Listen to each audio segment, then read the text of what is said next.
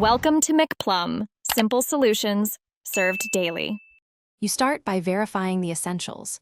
Confirm your Android model and current OS, and make sure a PIN or password is active. Once done, reboot the phone so temporary glitches clear, then open Settings and go directly to Security or Biometrics. If the fingerprint option is missing immediately after an update, make sure the screen lock is set. Android hides fingerprint settings without a secure lock.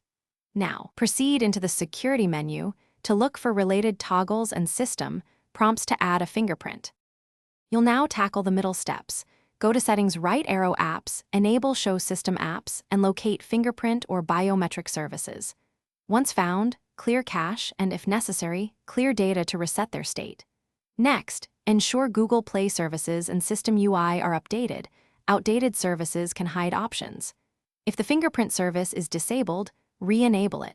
Make sure to reboot after clearing data and updates so services restart cleanly. Then revisit the biometric settings to confirm the option reappears.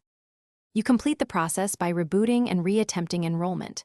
Go to Biometrics and add fingerprint, following on-screen prompts slowly to capture full ridges. If the option still won't appear after updates and cache wipes, back up your data and consider a factory reset as a last resort.